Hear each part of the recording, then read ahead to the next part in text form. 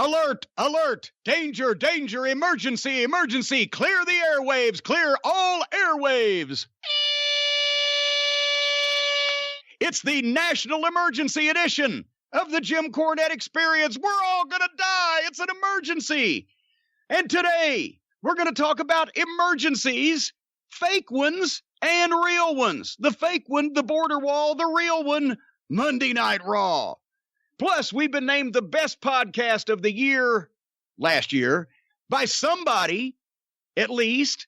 And we'll have an update today on C2E2, Have a Beef with Jim Cornette, and so much more. And joining me now, our field correspondent, ladies and gentlemen, he is Hawaiian Brian, the podcasting lion, the king of the Arcadian Vanguard Podcast Network, Mr. Co-host to you, Swammy's Pappy, the post office playboy, the proprietor of the French Toast Chateau, the Edward R. Murrow of podcasting, the great Brian Last. O'Brien. Aloha, Jim. What a pleasure to be here today for this National Emergency Edition of the Jim Cornette Experience. I'm just so damn scared. I'm just so scared because there's an emergency. The emergency, we found out, was not, of course, as we all knew, that this fucking moron, this pig-faced fucking cretin in the White House, wants to build a wall because he somehow is the only people that now are left with him are the people that believe that there was ever going to be a wall built or that anything of him is necessary. Everybody else has figured it out. So he's going to build this goddamn wall. So he declares a national emergency so that he can steal money from shit that actually needs money spent on it militarily and constructurally. They're not going to build a school in Kentucky here because they got to build the wall now. But one of our Republican cretins, criminals, politicians said, well, that's okay, because they'd be better off having better border security than a fucking school to go to in Kentucky, about 1,000 miles from the border. Anyway, the real story is now coming out. Andrew McCabe, the real emergency we've got going on, the FBI, and of course the Washington Post reported this last year, but some people still don't believe the Washington Post, even though they get all this shit first. The FBI was investigating the president of the United States for being, at least whether in a pawn of or in league with the Russian government. And this is not a national emergency. Yeah, really. We can't declare a national emergency about the fact that and that's what led to the Mueller probe investigation, which has produced all these criminals that have pled guilty all around Donald Trump and in all facets of his organization. But they keep going up. They're not quite up yet, but they're not done yet. And the FBI also told not only the top 4 Democrats, but the top 4 Republicans, we are investigating the president of the United States because of his behavior, because of his actions, because of the things he says. The only rational explanation that the Federal Bureau of Investigation could come to was that he is in league with a foreign government, specifically Russia. So we're going to start this investigation that led to Bob Mueller and led to all this other shit. But the Republicans knew it a year and a half ago. Mitch the turtle bitch and that fucking little fucking sphincter-faced fucking Devin Nunes and goddamn, Eddie Munster, Paul Ryan, he was in on there. And how many times have they all defended him still? And they have been defending and been subservient to for the sake of their fucking Cro-Magnon brained primitive caveman fucking voters that vote these fucking idiots into office to begin with, these goddamn Republican fucking frauds and shysters and charlatans and criminals and flim-flam men and con men and carnies. Because of their voters, they have still publicly not only supported but been over backwards for and tried to help and or protect a guy that they've known for the past year and a half was being investigated, did I mention, by the FBI, the Federal Bureau of Investigation, and hell, for all and the Department of Justice, and for all we know, the fucking CIA, just because no reasonable human being in that position would say and do the things that he has said and done, and it aroused suspicion. Not to mention the fact that he's just a fucking moron. Nobody still seems upset about that. Even the I mean, some people do, obviously, yes, but even the some of the people on MSNBC or whatever, they say, well, his policies, well, he's saying, well, whatever. No, just say, look, if for no other reason, this guy's obviously a fucking complete idiot. Just no, if for no other reason than that, and he doesn't read the intelligence, and he doesn't. And did you see the one where he didn't believe? He told the CIA and the Central Intelligence Agency and National Security Administrator, all the intelligence agencies, no, I don't believe you because fucking Putin told me that his people said that fucking North Korea's missiles can't get here. So fuck y'all. And they just stood there and looked like. So anyway, it is a national emergency, but not the wall, not the border. The moron, the loose nut behind the wheel, the moron in the White House, the head moron in the White House. And what, God, don't, that fucking Pence. Oh my God, that condescending, real radically religious, fucking just extremely religious preacher face that he makes. Not real. No, not real. Fake religious, because you can't be religious and say and do the things he does or defends and still be religious. Well, no, you can, because if you're religious, you have a lot of practice defending bullshit stories.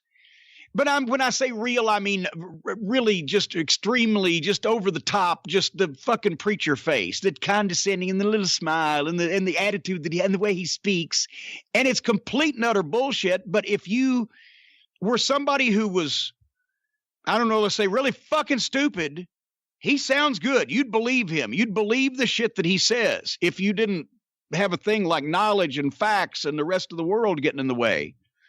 So I can see where he's the heat guy there to somehow make anything that Donald Trump wants to do sound like it's rational or sane or reasonable. And because he has that preacher delivery, because who better to tell stories that are on the face of them completely ludicrous, patently unbelievable, ridiculous to the nth degree, in a sincere way, to where if you were a gullible person with no cognitive ability to determine fact from fiction, you would think this is fact. A preacher. Did you see Pence in Germany last week? No, no. Is that a new movie coming out? I didn't. Yeah, it's in one of those places you talk about on the show. No, he was in Germany and he was giving a speech. He puts over Senator Lindsey Graham, and the room filled with international dignitaries start clapping. And then he goes, I am here on behalf of the 45th President of the United States, Donald Trump. Big pause, not one applause. It's so awkward. You have to see it. It's really awkward. Well, and we'll talk about that when we talk about Monday Night Raw here shortly, is that you have to know when the people are going to react when you're public speaking. But if they don't react, there is a definite problem. Anyway, and speaking of national emergencies, I can go no further before I mention there is a national emergency at JimCornette.com. We're running out of stuff to sell, folks. I want to give you the update because the orders have been pouring in. We appreciate it.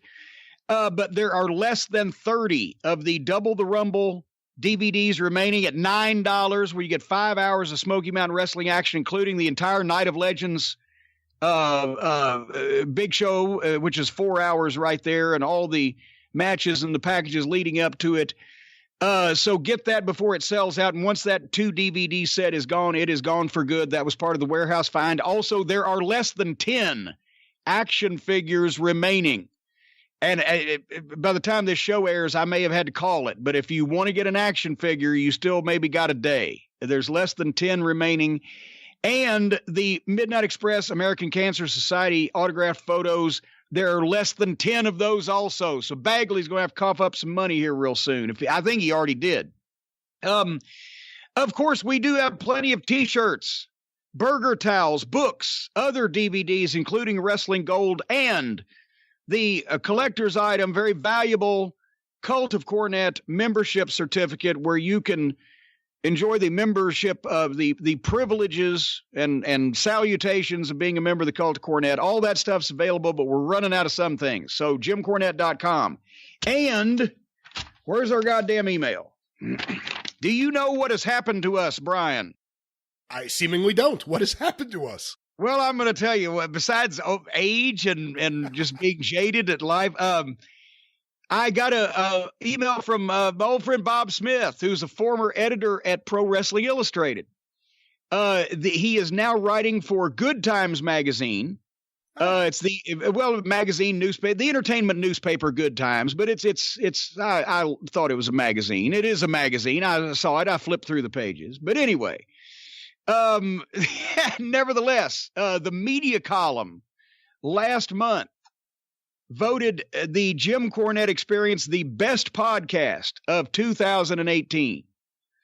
And it said, and I don't have it here in front of me, the exact article, but it said something like, who'd have thought that an 80s pro wrestling manager would have the wittiest and most insightful and incisive political commentary of 2019 or 2018. So anyway, the folks at Good Times magazine, if you want to view it, we don't have a tiny Earl, but is that the Good Times magazine from Long Island? Yes, that's what I just said. The magazine, Long Island, Good Times. Just go to Good Times magazine from Long Island, and it's the one it was the one with saloon on the cover. I don't know what they're trying to imply. No, it was a saloon story, and then, but it has the big word saloon on the cover, so you can differentiate it from all the other fine Good Times magazines. We were the best, Brian. For politics.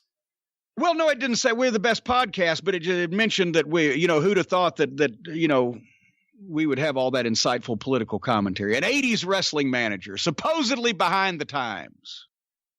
Very cool. I used to get copies of Good Times for free at Tower Records in Carl Place.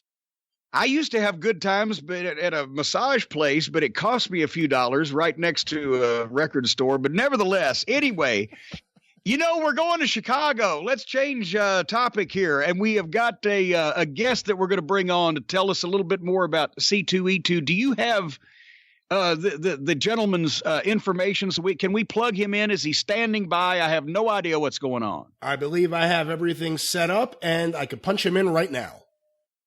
All right, we have got a good friend of mine. We bonded in Philadelphia over union strife and traffic and labor. But a friend of mine on the phone who is also, I told him I wouldn't call him a sales executive because he doesn't want to sound like an asshole. So I'm going to call him what he is. He's a sales asshole, ladies and gentlemen, a representative of the fine folks that operate C2E2 in Chicago every year, the biggest pop culture extravaganza in the Midwest, Gabe Yoakum. And Gabe, thank you for being a part of the show so we can talk about a little bit of the stuff going on at C2E2 that I haven't been plugging because it's all about me. Well, clearly. No, it's an honor to be here, Jim. Thanks for having me on. And Gabe is a behemoth, or as Vince McMahon says, a behemoth. Gabe is just preternaturally large. He's just plain big. And he was able to pack all of the Cornette's collectibles into that Civic Center at the Keystone Comic Con so that I didn't get assaulted by the union representatives. But Gabe, you have been kind of the point guy for C2E2 for years now. And is because you've got Chicago roots, which we'll talk about in a minute. But the whole deal. I mean, this thing is huge. You told me you're expecting a ton of people there over the weekend, March 22nd through 24th. Yeah, we're really excited about it. We and thank you for letting everyone know just how giant I am. 325 pounds of twisted steel and sex appeal. No, C2E2. Actually, he's 325 pounds with a pirate's chest. It's sunken. But go ahead. It's this is the 10th year of C2E2 at McCormick Place in Chicago, and as a result, we kind of have gone all out and going after some really huge entertainment guests on top of the illustrious Jim Cornette. I mean, which is really just icing on a cake. Paul Rudd's going to be at the show, and Paul Rudd is, from a bunch of your favorite comedies. He's been in pretty much everything, and he's never done a show like this before. He also plays Ant-Man in the Marvel movies. You had to get him his own tiny little hotel room scaled down just for him, also as part of the rider in the contract. Well, it's interesting. We got him both a tiny hotel room and a gigantic hotel room just in case. In case he goes the other way, yeah. Correct. That's right. Along with him, Alicia Silverstone and Donald Faison are coming to the show, so the three of them together will be doing a Clueless reunion at the show from the movie Clueless from about 20 years ago, which people are really excited about. Clark Gregg will be at the show. Is there any truth to the rumor also that you turned Vince Russo down when he requested to be a part of that Clueless reunion? Who Shitstain? Yeah, no. He's not welcome in Chicago. Are you kidding me? He's not welcome in the continental United States and 3 Canadian provinces. But anyway, I interrupted you. The guest list. It's totally fine. Clark Gregg will be there. He's from in Marvel's Agents of S.H.I.E.L.D. on ABC, and he plays a part in a lot of the Marvel films as well. And then the other big one is we have not one but two Doctors Who at the show. Both David Tennant and Matt Smith will be there on Saturday and Sunday. Who? Yeah, that's David, amazing. Yeah. You get the joke. That's good. So this is, literally a who's who, no pun intended, of pop culture celebrities, and you got artists too from the comic book world. Because you said this is one of the biggest comic book oriented comic conventions that goes on every year as well. Yeah, for sure. Chicago is a heritage comic book collecting market. The first ever Comic-Con, as we know it, took place in 1967 at the Playboy Club in Chicago. Wow. The rich heritage of this sort of thing. All of the major dealers from all over the country end up in Chicago for this. But then, as a result, we do attract a pretty awesome clientele, guest list of comic creators. The thing that I'm most excited about, and probably you would be most excited about too, Jim, is George Perez and Marv Wolfman will be together at the show for the first time in something like 10 or 15 years at a show. Oh my God. They're together. Of course, they created Teen Titans together. And they're two of the very, very best. And we have a panel with them on it throughout the weekend as well. And a lot of the more hip and cool creators of today, Jonathan Hickman will be there, Matt Rosenberg, you name it. It's a who's who. All this stuff too, if you don't mind me throwing it in there, is available to you. You can go to c2e2.com and see everyone who's going to be there. You better plug it, because all these riffraff regular old celebrities you've mentioned, they don't have their own tiny URLs, but I do. I've got tinyurl.com/corny in Chicago. It takes it right to the tickets, but you could go to C2E2 for everybody else. We just didn't. I didn't want the cult crashing the website again, trying to all log on at the same time, and Correct. Very few tickets remain, as a matter of fact. Well, don't say that. We're gonna get a bigger room. We're gonna get a bigger room, is what we're gonna do. if y'all keep doing your jobs, we're gonna need a bigger room. Yeah, no, we have said that everybody's a VIP and tickets are limited, and there are some available. But as my mother used to say, it won't be as long as it's been. There aren't as many available as there used to be. But I got to say, there's a wrestling contingent here at C2E2, besides my illustrious self and the pilgrimage of the cult members to see me. There are some other wrestling personalities involved, so I hear. Yeah. So in the same wheelhouse, I guess for the folks who are fans of professional wrestling when it used to be better. Eric Bischoff will be there. Yeah, that sounds like an interesting segue. Wait a minute, that was one of those dead dog segues by Casey Kasem. So wait a minute, are you saying he's going to be a reminder of what happened? Or I think you should have led with my friend Tony Schiavone. Probably so. The Tony voice Schiavone of the NWA is going to be there, hopefully sitting right next to me. And then Eric Bischoff's going to be over there as well. And they'll be doing a show one of the evenings of C2E2. But then, we also have a contingent of folks who, might actually have a beef with Jim Cornette. Kenny Omega and the Young Bucks will be at C2E2 this year. Yeah, but I said first mention all the professional wrestlers that are going to be there. I see what you did there. No, but there has been communication amongst the folks at McCormick Place and amongst the folks at C2E2 and amongst their folks and my folks, and we are going to have some type of line of demarcation because we didn't want any ugliness. Because there was concern it may turn into a Trump rally situation where the opposing sides are so far apart that there's volatility. But Tony Schiavone, as JR said one time about Bob Caudle, the epitome of a white man wearing brown shoes. Tony Schiavone is going to be placed somewhere in the middle so that his fans, who are your everyday, regular old run-of-the-mill people, can kind of buffer the fans on the left, which I guess in this case would be me since I'm a liberal, and the fans on the right, which in this case I guess would be the other guys, so that we don't combust and spontaneously burst into flames. That's right, Jim. And I mean, I have seen you damn near combustation. As a matter of fact, I went back and I listened to the episode again right after Philadelphia, and for the members of the cult out there who wonder if Jim just adds a little flavor to his stories, I can absolutely confirm everything that Jim talked about actually happened in Philadelphia. And to make matters better, to make the story better anyway, I'm pretty sure he was about 30 seconds for beating the hell out of the guy running the ramp when he was on his way out of town.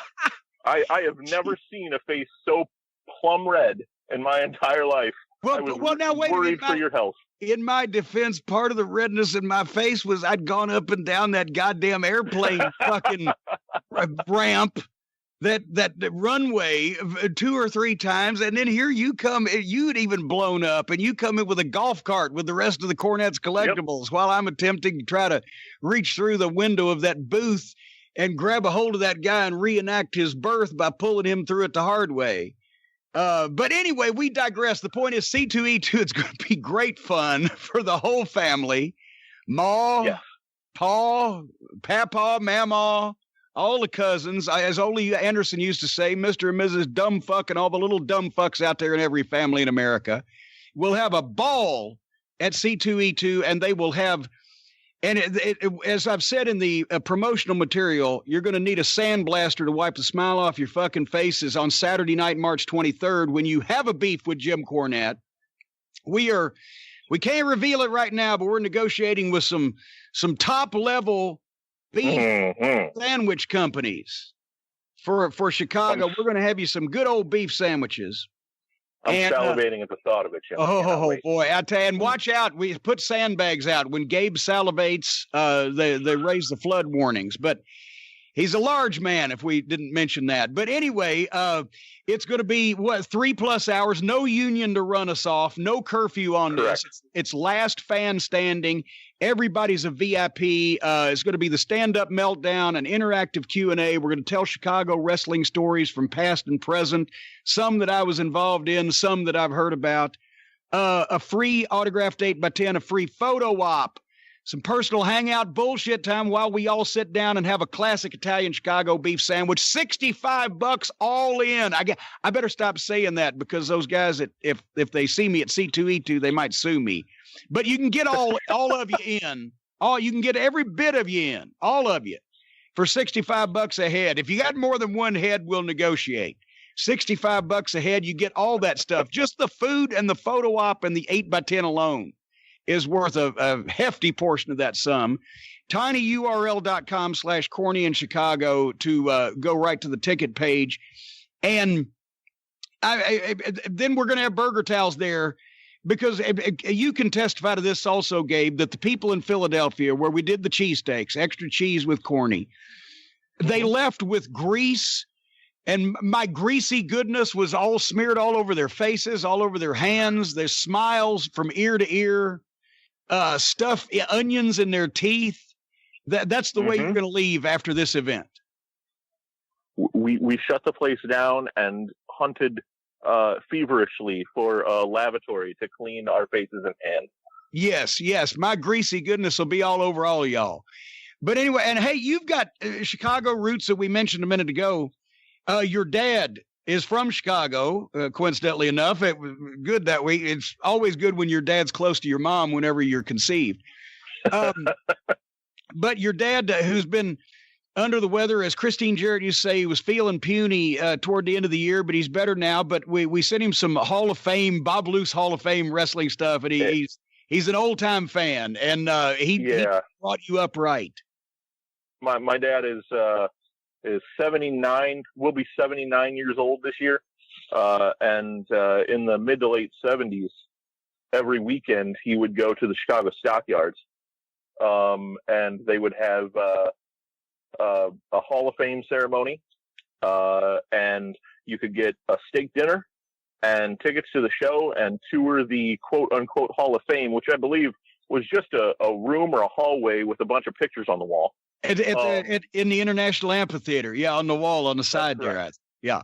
Mm-hmm. And he would go every weekend. And yeah, Jim, when we talked, you went ahead and sent over a couple of programs and some 8x10s. We're sitting around when I brought them to him, and he said, "Who sent these to you?" And I said, "Well, it's Jim Cornette." And he said, "That son of a bitch?" I said, "Yeah, that one." And he said, "No, I'm kidding. No, he literally what he said was, this is the best Christmas present I ever got." And so I really did appreciate that very much. He used to tell me stories. Literally the only thing my dad and I ever had in common was professional wrestling. We were in the central time zone there in Chicago. So growing up, I was born, to age myself a little bit for you, I was born in 1983. So, I'm 35, and from my earliest memories were 88, 89, 90, and my dad turning on at 5:05 Central Time, WCW Saturday night. He'd let me watch Captain America, or Captain Planet rather, and then he would segue directly into to Saturday night, and that's what got me started in my fandom. And I for some reason I just can't quit. It's a sickness. It is a sickness, but that's one thing. The central time zone folks kind of got screwed on it. 5:05 doesn't have the same ring, does it, Brian? 5:05 instead of 6:05. Absolutely not. Absolutely not. But anyway, all right. Well, listen, Gabe, appreciate it. Thank you for the update on the show, and we're looking forward to seeing everybody there. In all seriousness, there are some tickets left, but there really aren't as many as there used to be. So please jump in on this and don't get left out. We're going to have fun. But I'm going to be there at the Cornette's Collectibles booth all 3 days. And if you see a hulking, Bigfoot-shaped apparition lurking the hallways and the nether regions of C2E2, just say, "Hi, Gabe," and let's see how many hi Gabes you get. There you go. All righty. Well, that'll teach Gabe to come on this program. He gets nothing but abuse from me every time I see. He's a very nice, very, very nice, large man. And remember, folks, also April 13th, Madison, West Virginia, outside of Charleston at the Madison Civic Center for All-Star Wrestling. The Midnight Express is going in the Hall of Fame. Me, Bobby Eaton, Dennis Condrey, and Stan Lane in the ASW Hall of Fame that night. Also, there will be a Smoky Mountain Legends match with Bobby Fulton taking on Tracy Smothers. And I've just found out also Hustler Rip Rogers will be there to induct or indict. I can't wait to hear this. Me and the Midnight Express in the All-Star Wrestling Hall of Fame. And Stephen P. News is going to be there too. That's on April 13th. Get your tickets in advance, ladies and gentlemen. JimCornette.com. Click on events for all information on all this stuff. And May 18th, I'm coming to Richmond, Virginia. You know I am, for the two-man power trip Con 3. It's the two-man power trip podcast and their third con. I guess we shouldn't say it like that. They were successful with the first two, so they're going to try to get away with another one. Anyway, and I guess you're doing some stuff. You got the rockin' pneumonia and the boogie woogie flu over there and your frog in your throat from recording night and day incessantly. I actually literally have the flu. I have been diagnosed as of yesterday with the flu. And it's funny how it happened. I'm sure we'll talk a little bit more about it later, but I was really feeling achy the last few days. And in the middle of Raw, I got to a point where I said, I can't do this anymore. And I left the room, I left the office, and I went into the bedroom, and I went to lie down in the bed, and Suzanne and the baby were in there, and she knew I was watching Raw because I told her, Jim's going to review it. I should watch it too. And she said, would you like me to put it on in here? And I said, I'd really rather you didn't. And then I went to bed, and I woke up the next morning, and I had a fever, and I had chills, and I went, and I said, yes, you have the flu. Stay in bed, rest. So naturally, I'm here at my desk working on another show right now.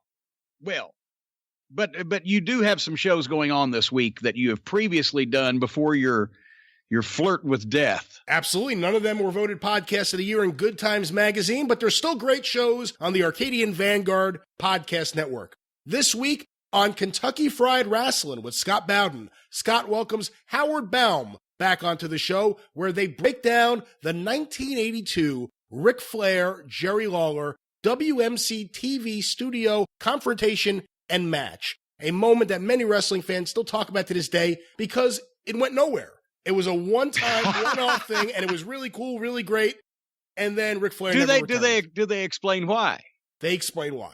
Okay. Do you know what else that episode is noted for in pro wrestling lore? Would it be Mr. Cornette? That would be me. That would be you. That was the day that I was shooting pictures for that match when Jerry Jarrett tapped me on the shoulder and said, "Hey, kid, come here." I was like, "Oh, shit, I'm in trouble. And you want to be a manager?" I got that talk. So that way it was because even though they never got Flair back to finish things up, at least they got a Hall of Fame manager out of it. Of course, I never actually drew them any money, but I drew some afterwards. What did you think of the Flair Lawler setup and match and everything when it happened? It was not my favorite Jerry Lawler match ever. I'll tell you, it wasn't my favorite Ric Flair match either. I was shocked that they would do that and give the first one away on free TV, but I understood where they were going with it. And then they never got there. But I don't know whether it was since they had never actually been in the ring together before. I think Flair was trying to do some of Flair's match, and usually when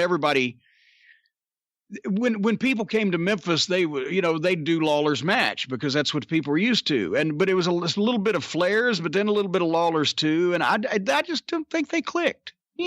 That's why actually, Lawler and Bockwinkel, every time they touched, was twice as good as that match with Lawler and Rick. And, we know both of them could do it. They just did. I don't think they clicked there.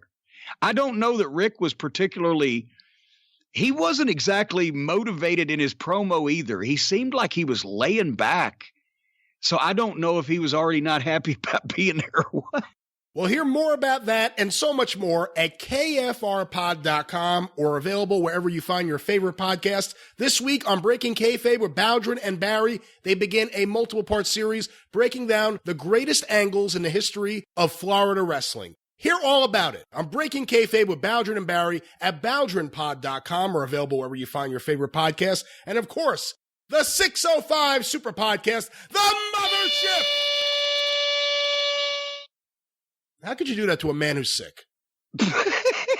This week on the show, and I say this week, I'm going to try my best to edit it, but my sickness has made things a little difficult. Your sickness, your disgusting sickness has made things hard. But this is going to be a packed show. The top 10 Pandemonium Theater in the news with Jim Cornette, plus John Arezzi on the title defenses at Madison Square Garden by Pedro Morales, and Kevin Sullivan returns to the show to talk about Bob Roop and the Knoxville 5 tape that recently emerged with them exposing the business. He has a lot of interesting insight on this because Kevin is the one guy who is a part of every single major league Knoxville wrestling promotion. Kazana, Fuller, Barnett, Flair and Mulligan, and Jim Cornette. So very interesting insight there. Hear more coming up very, very soon at 605pod.com or available wherever you find your favorite podcast.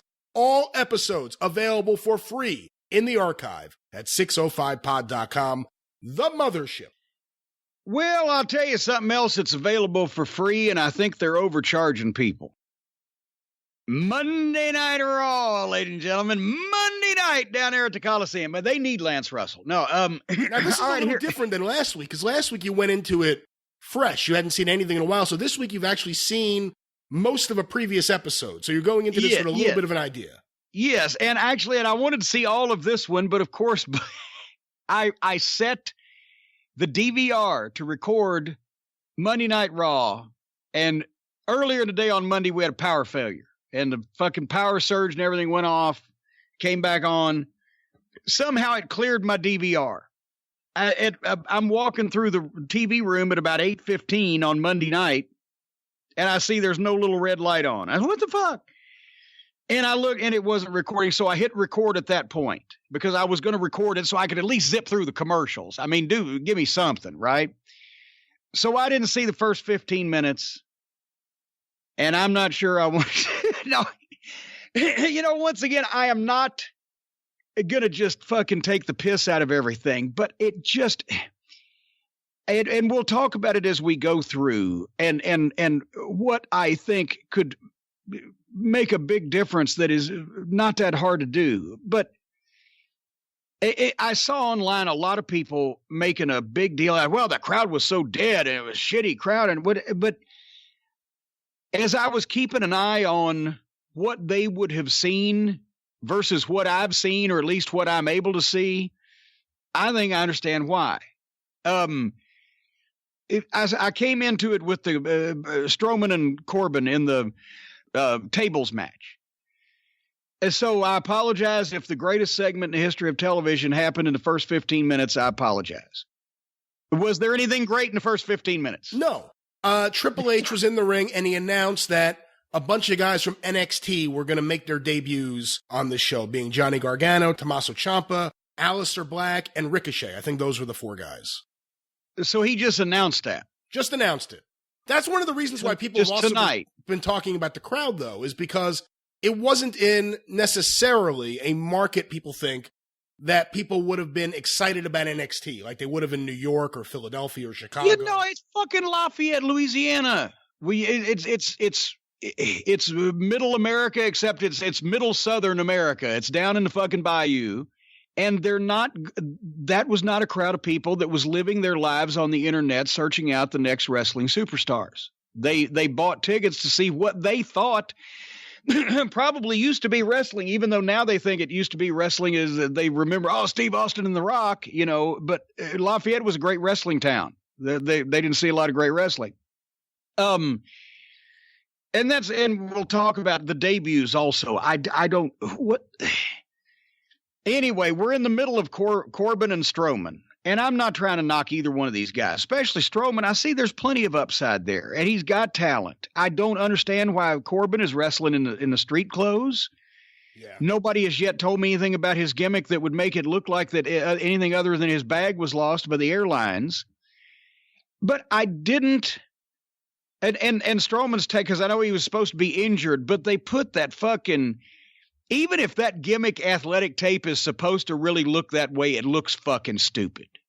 And you've got your big fucking monster looking like a clown. If somebody had given him the goddamn tape wrap of the ribs in the old days, where you take the gauze and go all the way around, and it looks like he's been fucking had a goddamn, appendectomy or whatever, and he's all wrapped up, and he can sell that.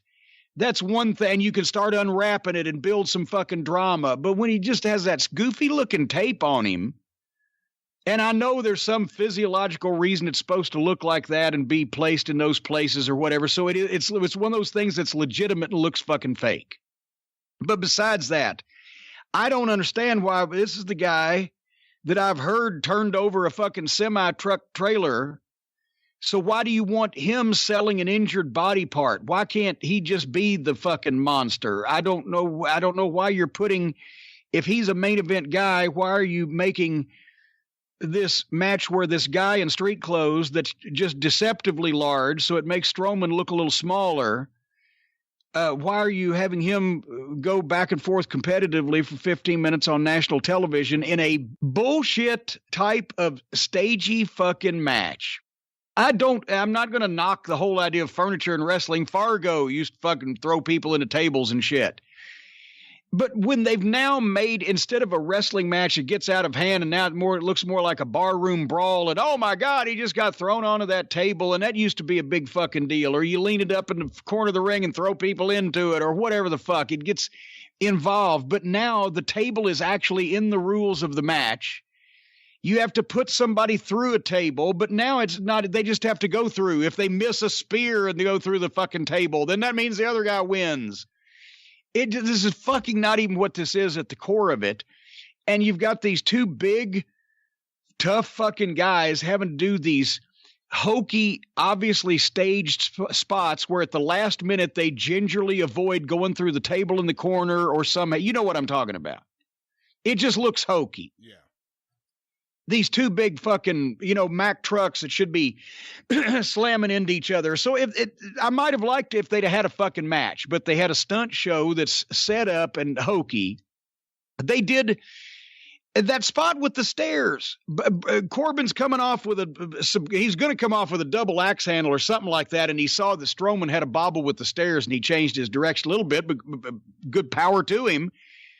But he's coming off with a double fucking sledge, and Strowman grabs those big metal ring steps and picks them up and catches him on the fly with him. And as Corbin runs into him, takes a big bump.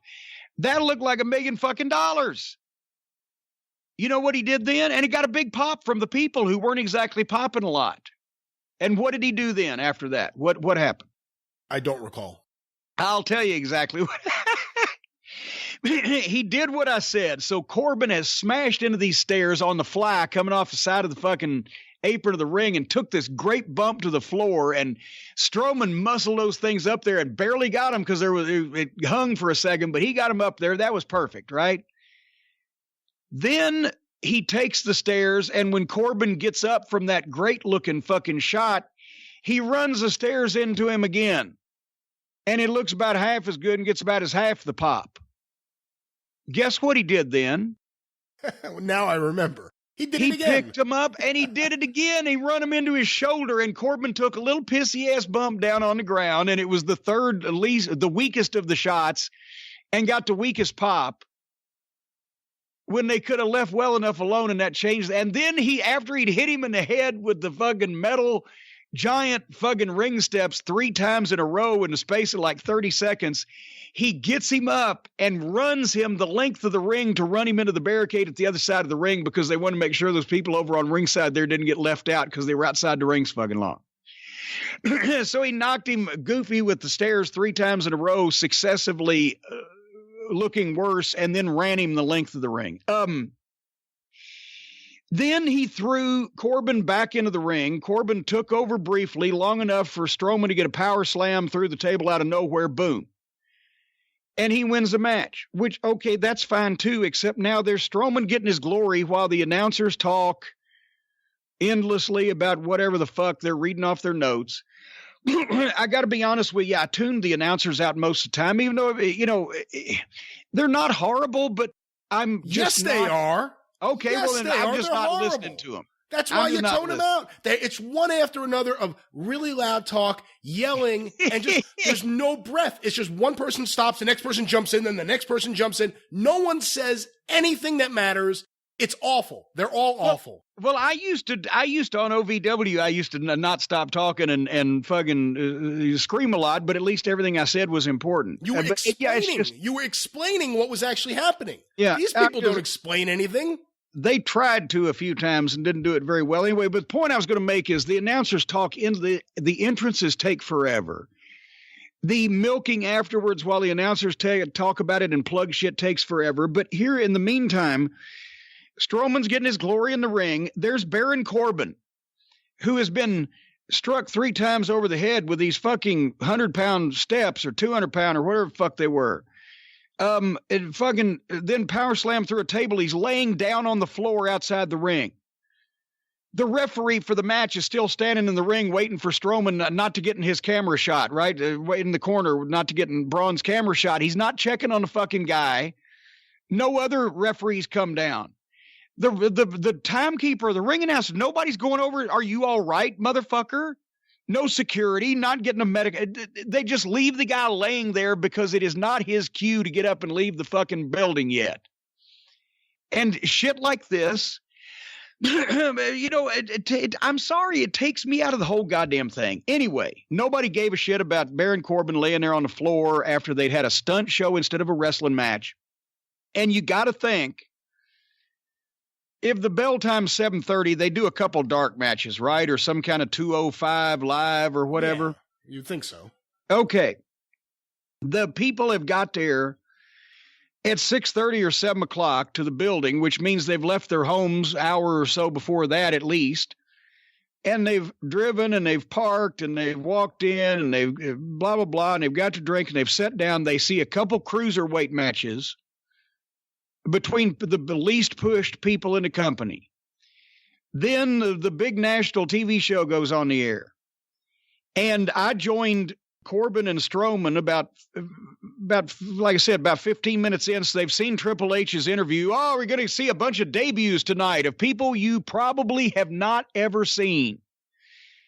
Then you see this fucking thing with the tables where the thing is, unless you're going to see the WWE put on a show involving some incidental fucking demonstrations of wrestling moves. If you went to see wrestling matches where and a wrestling show where people are actually going to fight and hit, exciting and shit like that, you're pissed. You've seen a stunt show, a couple underneath matches and a stunt show match, and you've been in the building now close to fucking 2 hours. Then Strowman's going back up and Heyman confronts him. I'm going to tell you as best I can what I think that they probably would have liked to have done and what somebody told them not to do. I'm sure they didn't tell Braun Strowman, okay, you're 350 pounds, you're a fucking giant, uncontrollable beast. So give Paul Heyman the Spock nerve pinch on his shoulder and let him sell it. I'm sure that somebody had said, hey, snatch this fucking Heyman up by the neck or whatever. And somebody said, oh, you can't strangle him. But what happened was Heyman's standing there and Strowman looks at him and Strowman goes over and he grabs him with his right hand on the shoulder. But it was the stagiest way to grab somebody that I've ever seen. And he was pinching his shoulder, and Paul's great. The snatch looked like shit and with no emotion on Strowman's face. And he didn't say a word. He didn't even say, nothing, just stagey. Heyman now looks like Alfred Hitchcock, by the way. Good evening, ladies and gentlemen. But Heyman is milking. He does, doesn't he? Looks like Hitchcock. He does. But Heyman's selling being snatched, and he's not even holding the microphone up where it looks like he's interviewing the guy that's assaulting him. He's holding it down, but he knows the microphone can pick him up, saying, please, it hurts. So he's begging off nicely. But why the fuck did Braun Strowman, if he saw him and if he was going to go for him, if he'd like Vader used to do to me, pulled every fucking chest hair out of my goddamn, but he would snatch you by the lapels and jerk you up nose to nose. And then you could say, and then Paul could have done his thing and it would have looked like something. There would have been some emotion, but fucking, here's this guy with just his paw and it just fuck. But anyway, so then Strowman leaves without saying a word and without really having any emotion of anything. And Heyman doing all the work. And then the idea here, I'm sorry I have to keep relating this to people like this is what they were trying to do. Oh, this is going to take a while today. I can see this coming up. What they were trying to do was Paul is supposed to do an interview, but now he's all choked up and he needs a minute. He's got to compose himself. So we'll take a break and we'll be right back. Right? Well, he shouldn't be choked up and coughing because the fucking guy didn't grab him by his fucking throat. So he's trying to I need a minute. And once again, I know that somebody said, hey, Paul should create a stir or something about this. And Vince McMahon, I've seen him do it. He could have said, no, that's wrestling. Let's not insult their intelligence. Let's just have him try to get his throat clear, and he needs a second. Everybody would understand that. Yeah, and it's also fucking boring because I would see it at my goddamn, office or whatever. Or somebody that knows what Vince likes would said that. If it had been me, if they need to go to break and want to keep some fucking viewers, I would have pitched a fit. I've just been assaulted. I demand to see the officials. I may sue this place. I've been assaulted. I'm not going to speak a word until I get some security out here in case he comes back. Create a fucking stir. Have some people running around. Bring some officials out from the back. The announcers can say, ladies and gentlemen, we obviously need to hear what Heyman has to say about the main event at WrestleMania, but right now we're going to take a break because he's pitching a fit. We'll be right back. Give me something fucking going on. It was a fart to the break. Oh, God, this is only page 3 of the notepad. All right, Heyman is in the ring. Good evening, everyone. No, you'll never get that out of your head now, will you? He's great. He is the best. He's the best, most all-around performer on the fucking show. He introduced the Brock package, which was a great package, which he obviously did the narration, and I'm sure he wrote the copy also, but the editing was their packages, their video is tremendous. It showed Brock as a real athlete, the history with the UFC, got him over as a beast in the fucking WWE. It was an incredible piece of work. And for that, no wonder the guy that appears twice a year is the biggest star in wrestling, because he's real and they can show it. And he's got history. That's what you need in wrestling. A legitimate guy, or a guy they think's legitimate with history and the ability to fucking show it. That's where Heyman knows where the people are going to react with his pauses, but they were tepid. And think about this now. I've lost track of the time, but I'm pretty sure, at this point, this is 45 minutes in the show, what's about to come up, and they've seen still. The people now, they're being asked to watch television. They bought a ticket to a live event. Watch this package on the screen. And people hate that when they buy a ticket to a live event. Anyway, here comes Finn Balor. And his entrance looks like a big deal. And Balor is here on Raw. But why? Why is he here? What's he going to say? Why do they? I know once again, they have to go to a goddamn break. It is commercial television. But for fuck's sake, in this segment, we have seen Paul talk, pitch to a package of himself talking, even a great package, and then a guy's fucking entrance. And then on the other side, they have a quick spot of Balor winning the Intercontinental title over Lashley, apparently on a pay-per-view. But I'm assuming that Balor had come to confront Paul Heyman about something, right? Well, he just had a match with Brock that was actually, I think, the best match he's had in WWE. Well, there you go. Yeah. There you go. No, wait. There's more. And now we come back from the break. Finn Balor's in the ring. Paul Heyman is gone. He's not even referred to. Well, what the fuck? Just 2 ships had passed in the night. Then why did he have, if he didn't want to see Paul, why did he have to come out right then and interrupt Paul? So now there's more talk. And I have not heard Finn Balor talk a lot. And that's why apparently I had such a high opinion of him. Because he sounds again like he's in fucking grade school. It was brief, but it was cheesy. His dream of being the Intercontinental Champion. He's so happy and just blown away by it. And all of a sudden, Leo Rush interrupts. And I was predisposed not to like this guy because he's the idiot, I guess, that took a power bomb off the fucking ladder through a table and popped up and didn't sell it or whatever. However, I'm going to let this be a headline somewhere. Jim Cornette has found the next superstar managing sensation in professional wrestling. Unfortunately, they ain't going to do it right, so he's actually not going to be, but he would be if they listened to me. This is $1 million fucking guy, and I'm going to tell you how in a minute. But Lio Rush interrupts. He's the hype man, right? And immediately Lashley attacks Balor from behind in the ring while Lio Rush had interrupted on the stage. He got his attention.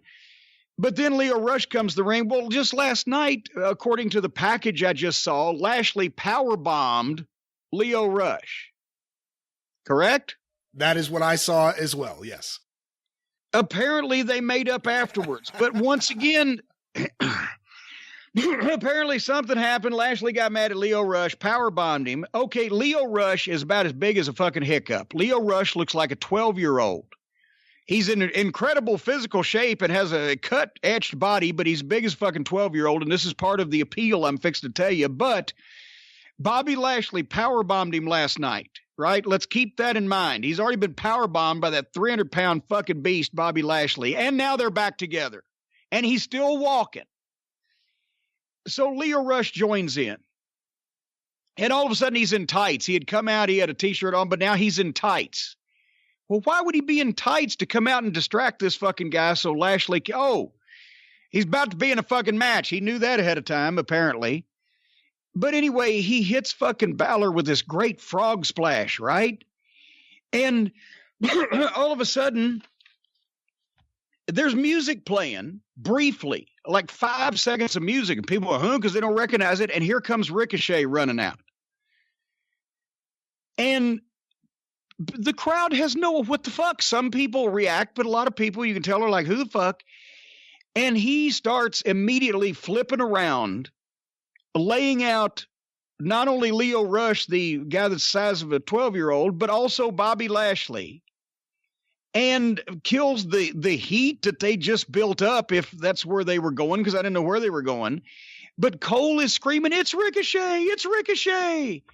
And he clears the whole fucking ring, and they go to break. Okay, now before, I wanted to stay tuned to see what Finn Balor had to say to Paul Heyman, but now, all the action is over and everybody's leaving, and I don't really know what the fuck I've just seen, and they go to break. And we're about an hour in the show now when they come back, and they've made the tag match in the commercial again. Not even make the fucking tag match to keep me through the break. Let me know, hey, there's going to be more of this shit. If you liked any of this shit, then there's going to be some more of it. Of course, I didn't like much of it, so I didn't want to see any more of it, but they could try at least.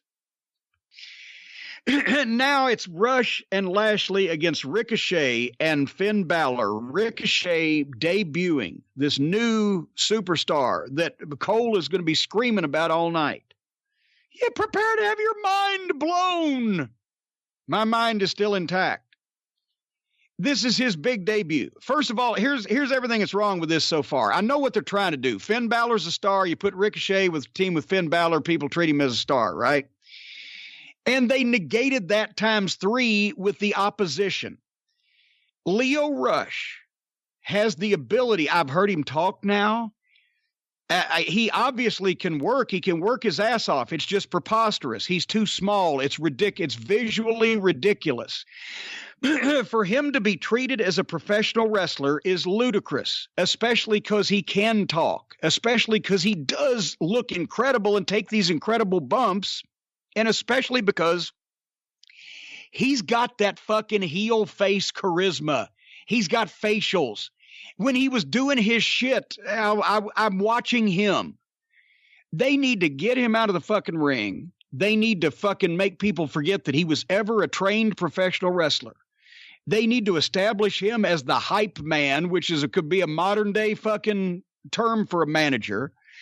Dress him up, whether it's in flashy suits or whether it's the track suit he had with the fucking, the big chains on like fucking Kanye or whatever the fucking young folks are wearing these days, fashionable, and have him be an obnoxious little heelish, loudmouth, trash-talking motherfucker that goes out and hypes up his men. He's a stooge to Lashley. He's a stooge to whoever, but he talks big because he's got the giant with him, or he's got the team with him, or whoever the fuck. And then when you force that motherfucker to get physical, he's a chicken shit and is portrayed as ineffectual on offense, but on defense, when you finally trap him in the match and the special manager match or the handicap or whatever, he takes a few of these big bumps, The place would blow. People would pay to see that. But instead, what they have done here is they've taken Ricochet, who they have already scripted their announcer, Michael Cole, to scream, "Prepare to have your mind blown." He's the greatest superstar you've ever seen, and his debut on national television is wrestling competitive spots with a guy the size of Leo Rush, who is the size of a 12-year-old, and doing a pre-planned tumbling routine that was flawlessly executed, smooth as whale shit in an ice flow, slicker than cum on a gold tooth. They didn't have a bobble. They stuck the landings. You don't make a star by having him wrestle competitively to a stalemate practically with a goddamn underneath manager type in his debut in the first time you see him do anything. He grabbed a fucking headlock and they went and started doing spots with Leo Rush. So anyway, Rush is matching him move for move. Plus, I'm watching Leo Rush because he's got the facials and that goofy heel charisma, physical body language that you can't fucking teach. This guy can make $1 million fucking dollars, but they won't do this, so he won't, because they're going. I'm sure he wants to be a wrestler, and that's the worst thing for everybody. Lashley comes in. Now here's a chance for Ricochet to shine against a fucking huge star, no pun intended, size-wise and in level of where he's at. And Lashley shut him down. Boom. Just cut him off. Boom. And started beating the fuck out of him. And the people are now dead because they're like, well, who is this fucking guy? We don't know who the fuck this is. And he went to a draw practically with the fucking grade school kid, and now the big black guy just shut him down. So Ricochet fights back from underneath, and instead of just drop kicking Lashley, he does a deal where he does a forward roll out of the turnbuckle and drop kicks Lashley, which was kind of awkward. Lashley took kind of a half-ass bump through to the floor, and Ricochet goes to dive. Okay, but Lashley moves. So Ricochet does the handstand like Jay Lethal does into the lethal injection, but goes back on his feet, does a complete backflip, and drops down on a pose in the middle of the ring. And the people are, what the fuck? It's crickets, because why would anybody react to that?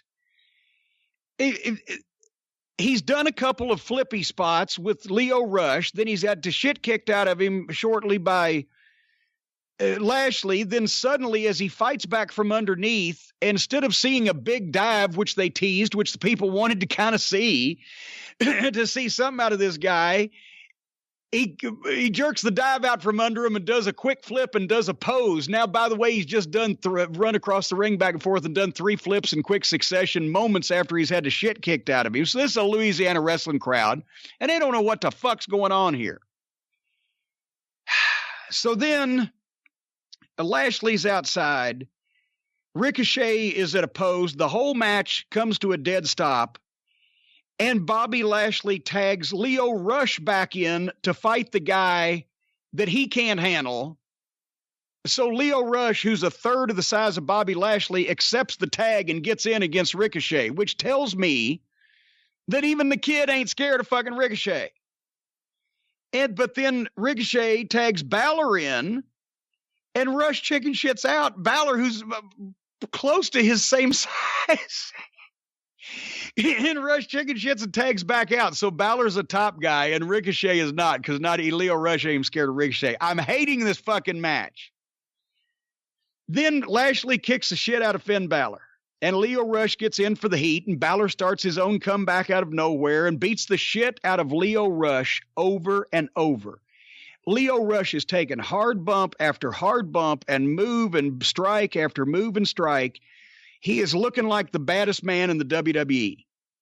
And then, after Finn Balor, is this getting boring to anybody, do you think? I think people are going to really like hearing this. Because this is what I tell the wrestlers in wrestling school when I'm taking their match apart, what they're fucking doing, and I shouldn't have to be doing this because they're on national television.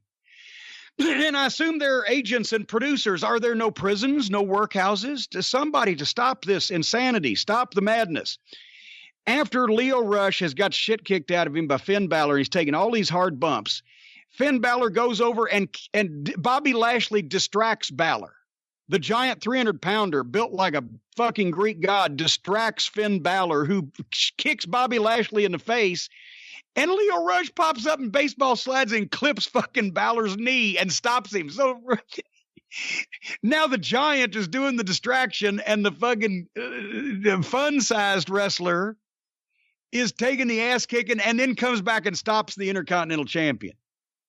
So now he's got the leg clipped. So now Bobby Lashley gets in now that his little small partner has done the hard work for him, and he kicks the shit out of Balor. In the process of kicking the shit out of Finn Balor, Bobby Lashley has him, I think, at him like the old chin lock, and he drops it down, and he goes over to give the mean, menacing face to Ricochet, right? The partner on the apron. Guess what Ricochet, the partner on the apron, does? He doesn't try to fucking jump in the goddamn ring and go after him so that the referee can hold him back so the heels can fucking cheat behind the referee's back. He backs off from Lashley. He backed down on the ring steps, backed off the corner. Like, hey, what the? He didn't know it was coming. He didn't know what to fucking do. He backed off from. So now I've written down, WTF am I watching? Now Lashley is killing Finn Balor. And we go to the break. We come back. And we come up on a stationary hold. This is going to be a theme, so I will try to stay with this match, and I will mention how I think about how they come back from breaks later on. When they come back, Finn Balor fires up, and he got shot down again. He sells well, but Lio Rush comes back in, and now he's getting heat on Finn Balor again, and Balor comes up and levels Lio Rush again. And then he levels Lio Rush, and then he tries for a tag. But he is literally, once again, we've explained the hot tag. I've done hot tag classes at seminars and wrestling schools across the country. The hot tag occurs when all hope is lost, the babyface is almost defeated. He's as far away from his partner in the ring as he can be, with some type of heel obstacle in his way or something to where it visually looks like everybody in the building can see that there's no hope for him to tag his partner, and suddenly, within seconds, he does. That's a hot tag. When the babyface is laying closer to his own corner than the center and middle of the ring and is facing his partner with his arm reached out, and the other heel is down flat and the other heel is over on the apron of the ring all the way over on the other side, you ain't going to get a hot tag because everybody in the building can see there's no fucking way they can stop you anyway. You'd have to have a heart attack, right? So Balor is trying for the tag, but he's like 3 feet away and he's milking it long and phony from closer than halfway. And suddenly, guess what happened? Lio Rush stopped it. Lio Rush, the utility man, the toughest man in the WWE, he gets his ass kicked. He comes back and cuts people off. He stops tags. Of course, Finn Balor had to milk it too long. The people now know that he's not really trying to tag, so they've killed their effort there. And I don't wish ill on this guy. I think his work's good, and I've never met him.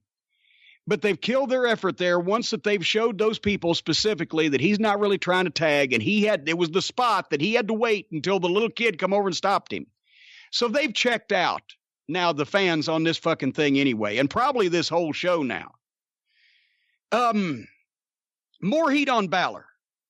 Then suddenly Lashley goes to powerbomb him, but Balor does an intricate powerbomb reversal, a little bit on the awkward side, but end up with a double stomp on Lashley, boom, and then gives Ricochet an iceberg tag.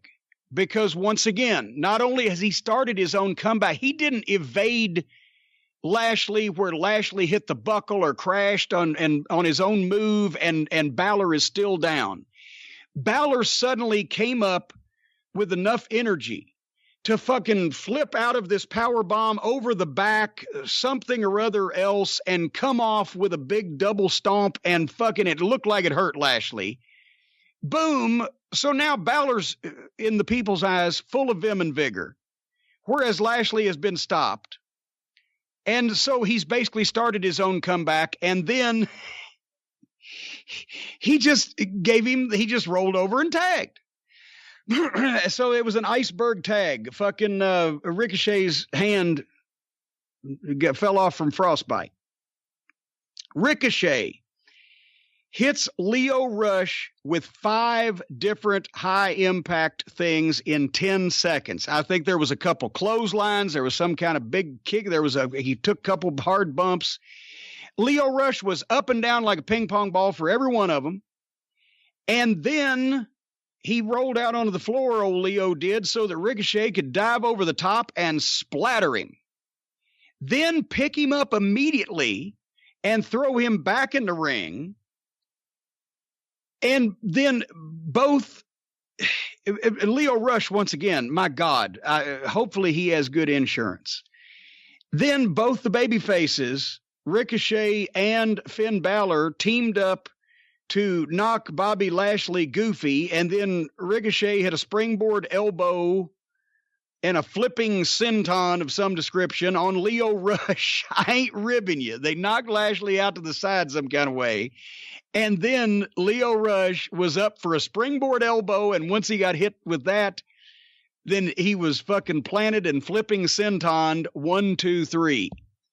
Lio Rush is the toughest man on the planet. He is the only person besides Paul Heyman on this television broadcast so far that's gotten over with me or anybody else. You could even hear the people starting in the ringside trying to giggle when Lio did something, his weird things that he does, and or kind of were getting into it, that he's indestructible.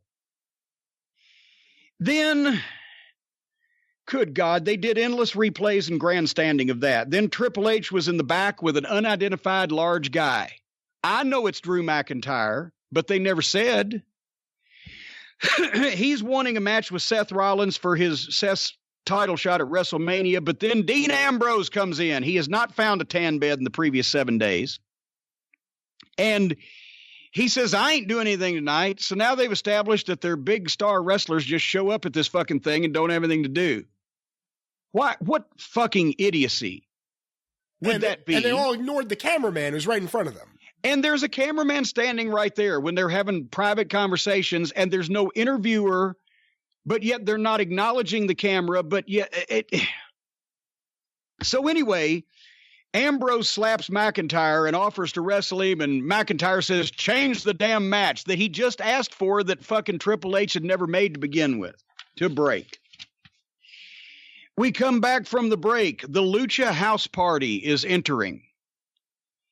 And there's a package about Vince changing the women's match, suspending Becky, booking Charlotte versus Ronda. Vince is showing his age and his makeup. Yeah. I haven't seen him since, in a while, but he's almost looking, human. He looks like he books. Anyway, I liked it. They had a VTR from the house show of Becky attacking Charlotte. They did a house show in Alexandria, my old hometown. And Becky hit Charlotte with a chair to the knee. It was shot with one camera from ringside at a house show without TV lighting. It looked great. It actually looked like a real wrestling match was going on somewhere. I loved that. Great package. And Becky walked a dog on Charlotte also at the pay-per-view. They did a package of the Elimination Chamber with their business, Elimination Chamber pay-per-view, I should say, where Becky beat her up with the crutch and then whacked Ronda too. I didn't see it live. This was a package. You can edit video. But I saw incredible facials. I saw the shots were looking good. The fucking verbiage. Was this as good live as it was with this video treatment between Becky and Ronda and Charlotte? I didn't see the whole thing live, but I've heard. I mean, look, everyone's been raving about Becky for a while. Charlotte is great already, and Ronda, in 1 year as a wrestler, has been great. Those are 3 of the best people they have on the roster, quite frankly. Well, that little segment there was fine, but here's the thing. Now the announcers were on camera. An hour and a half into the show, the announcers are on camera. I may have missed in the first 15 minutes, but I doubt it. But what have the people seen now? They're cardboard cutouts now in the crowd, because since 6:30 or 7 o'clock. Well, I get 5:30 or 6 o'clock because they were on Central Time, but you know what I mean. Let's keep it even. Since 6:30 or 7 o'clock when they walked in that building, after traveling there and buying the ticket, going in, blah, blah, blah, they have seen a couple of dark matches with underneath guys that aren't used. They've seen Strowman and Corbin have a stunt match that nobody really cared about because it was awkward. They've seen people talking in the ring. They've been asked to watch videos on the screen, and a tag match where the fucking only guy that got over is supposed to be the fucking Stooge, and he had the majority of the match, and they've been there now for 3 hours. And what the fuck? So now they come out of the Lucha House Party entered way back at the top of the segment. Then they went to the women's package, which was great stuff. And then the announcer's on camera, and now Lucha House Party versus Ryder and Hawkins, who got no entrance. I didn't see whether they got an introduction or not. I wouldn't know which was which, except, then you can read their tights. And you can tell it's just a fucking throwaway match. Nobody, and so the people are seeing that, and they're fucking sitting there, and they beat Hawkins with have a Corona. Then an unidentified girl, who I suppose is one of their announcers because she had a microphone in her hand, but she got no fucking graphic. Nobody pitched to her. She's on the stage and introduces Heavy Machinery, Otis and Tucker. I swear to fucking Christ, if I was Tucker's family, I would stage an intervention. Why would he's got to get out of the wrestling business after this? Why would anybody send that poor guy out there to say those things that he'd obviously memorized? It was fucking horrible verbiage in a contrived tone, in a horrible voice with no emotion. And then Otis, the hefty one, I actually wrote down could be a gimmick like Bushwhacker Luke. And I swear to God, if not a second later, they're doing the fucking Bushwhacker walk. Yeah. But when he leaned in and said, brother, or whatever, I was like 37 that Luke used to say. We've been champions in 37 countries, 37. Anyway, they're doing this horrible fucking promo. And I feel so bad for these guys because they've been sent out there to die, I guess. Because I don't know why if they can't talk any better than that, I don't know why you'd send them to do that. And I don't know why you'd send them out there to say the things that they were saying. Probably them calling me now, asking me more advice. Then suddenly, music interrupts, and Lacey Evans, I am told, this is who Lacey Evans is. She enters. She walks to the ring, down the ramp to the ring, and then walks back. And then looks at them, and then they do a goofy walk to the ring and actually do the sheep herder, the sheep bushwhacker walk back up to the stage, and they pose together, and Michael Cole actually says, I'm not sure what we just saw. Neither am I. And this took up 5 minutes of national television time, easily, and the people in the building are going, we paid fucking $30 or whatever the fuck for this? Okay, then we go to the back.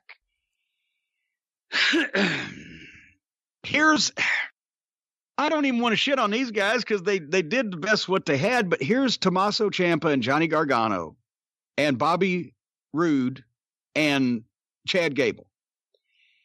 And Ciampa and Gargano are champions in NXT.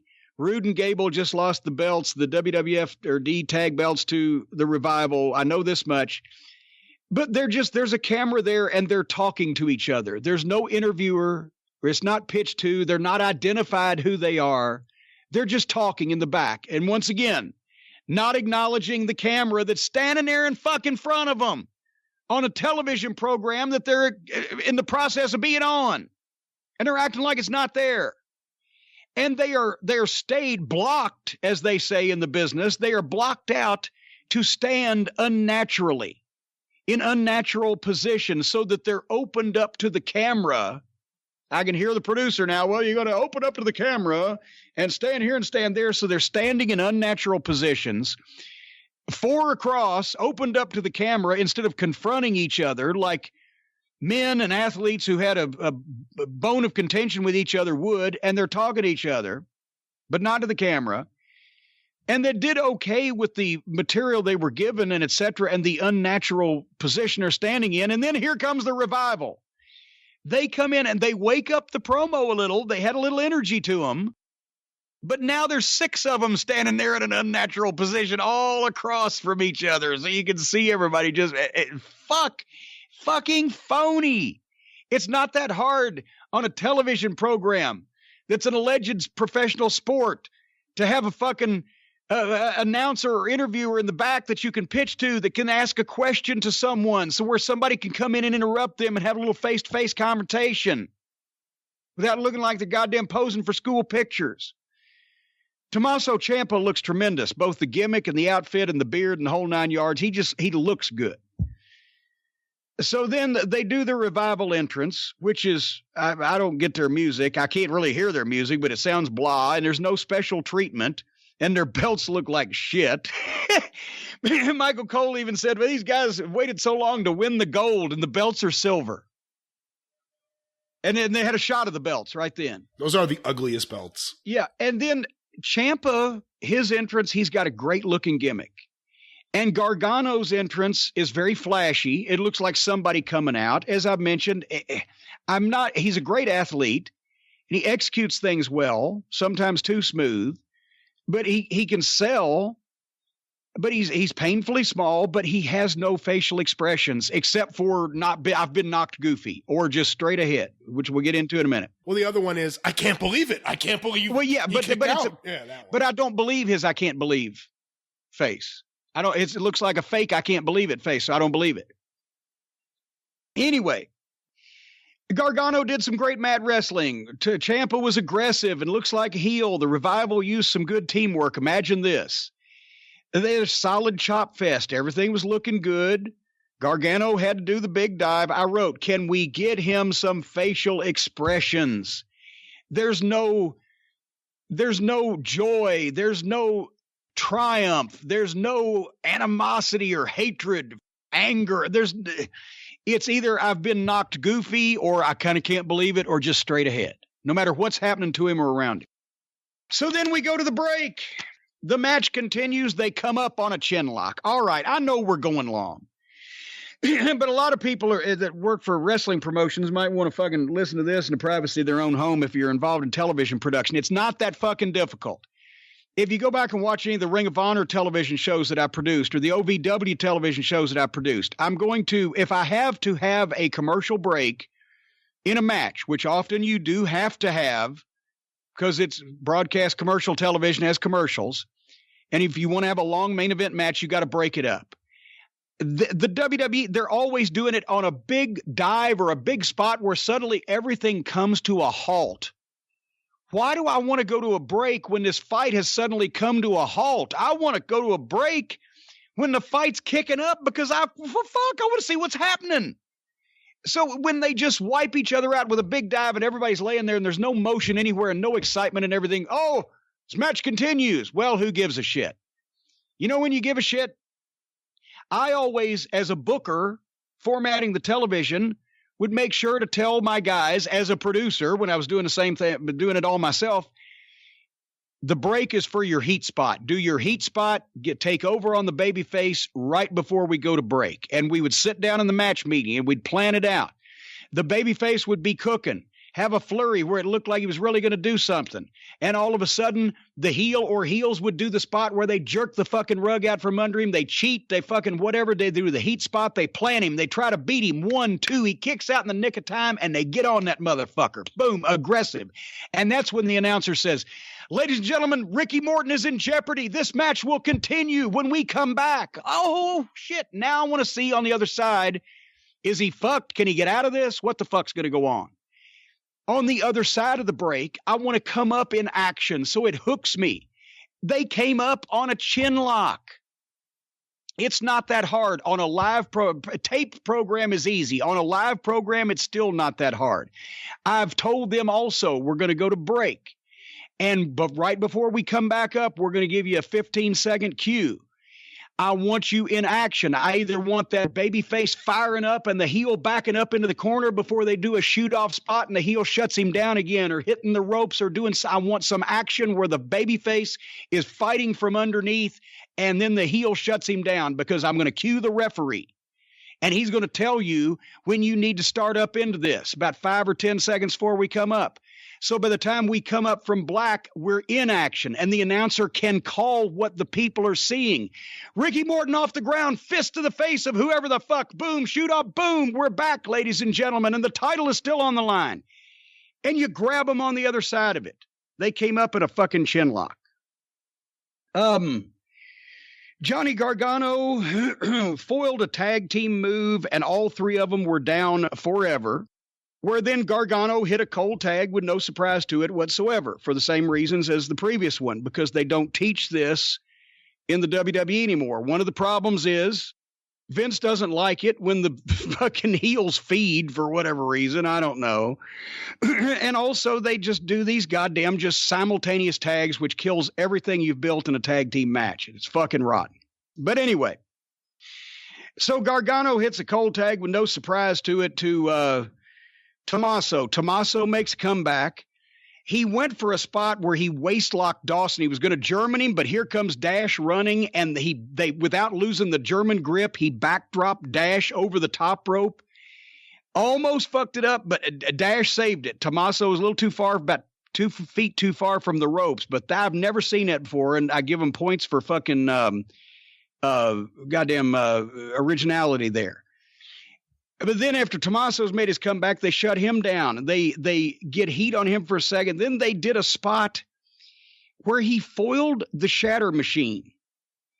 And I guess, I don't know why. I didn't get how he foiled it. Did you?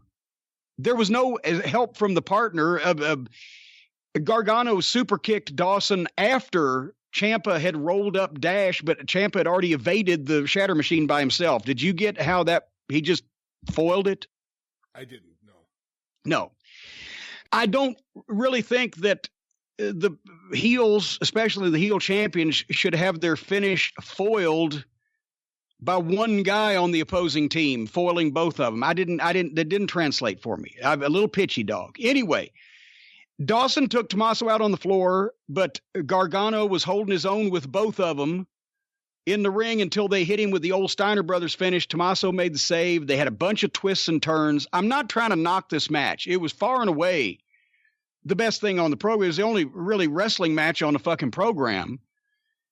And it was very good, but I hold these guys to a higher standard, so I'm critiquing a few of the things. But this made the goddamn previous tag match look like fucking Eddie Graham and goddamn Toots Mondt, for fuck's sake. But anyway, they did some twists and turns, and Dawson hit the best right-hand punch that I've seen in ages, and Gargano spit at the right time, and it sounded good, and it stopped him. And Dawson hits the ropes like he's going to knock him off the apron, and Gargano flies in with the spear through the ropes, and then Tommaso and Gargano hit the kick-knee combination 1, 2, 3. So the new tag team champions that just won the belts last week on TV now get beat by two guys. And by the way, and this was another debut from NXT. These two guys, Tommaso and Gargano, were debuting. So yes, they should win their debut, but they shouldn't win their debut against the fucking champions that just won the belts the week before. And also, they didn't bother to preface these guys are coming to the WWE. Does no one do any vignettes anymore? Anyway, it was good. It wasn't my favorite Revival match of all time. It was much better than everything else on the program. But if we're grading on a curve, there were things that happened. But then the unidentified woman in the back, who is Charlie, her name's Charlie. I find that out here in a few minutes, goes to talk to Finn Balor and Ricochet. And it was a very stagey, monotonic type question that she asked. She was like one of the Stepford wives. Finn Balor gave a blah, blah answer. Ricochet talking about his dreams. He was like speechless. I think he was speechless to the point wwhere they probably told him be speechless. Because I've never seen anybody really that speechless about how to describe his dream. I think he said gosh once.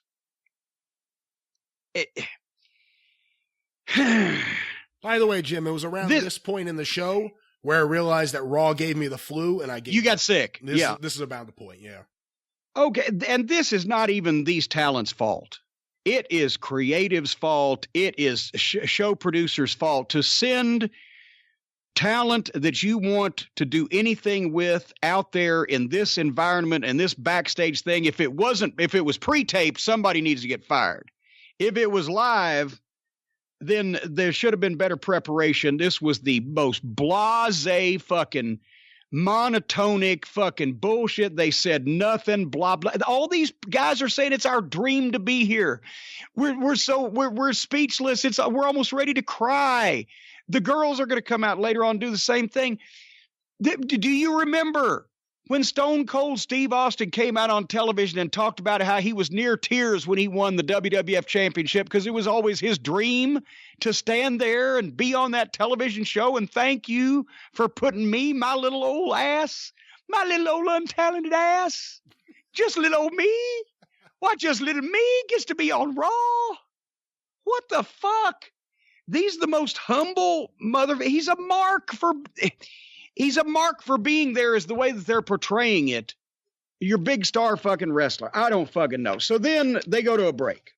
They come back and Kevin Owens is on his cell phone video again at a movie theater talking about he's going to come back in a few weeks. And then he argues with the kid bringing him popcorn and asks for his change. And there was no change for the popcorn? What the fuck? I don't understand what the idea might be for this. Otherwise, it'll make him look like a bum that does videos on his cell phone and goes to the movies. I don't. Anyway, then Sasha Banks makes her entrance. Here comes Bayley with the wacky waving arm inflatable tube man choir. The entrance took forever. They've got the new girls tag belts, right? The entrance took forever. They're going around. They're hugging people. They're getting in. It's another promo, which they milked forever. It was like they were standing there getting a standing ovation. I know legitimately that this means a lot to these girls, right? But there were a few people chanting, "You deserve it," or whatever, and they were standing there milking it like it was, goddamn third fucking encore for the Stones in Rio. There were crickets in most of the building, and they're just standing there, and we can't believe we're here holding the belts. It feels like a dream. They talked about their great friendship and how much they love each other, blah, blah. Together, we're changing the world is a quote, blah, blah. Sasha Banks' delivery was especially stagey, but they had nothing to talk about that anybody'd want to hear anyway. The point was these belts but they couldn't say belts are the best thing for women's evolution since sliced bread. Basically, this took for fucking ever. And once again, I don't know how far we are in the show, but these people have not seen, they've seen one good wrestling match. Then there's music, and here comes Nia Jax and Tamina. And the Nia Jax. She did a halfway decent smart ass promo.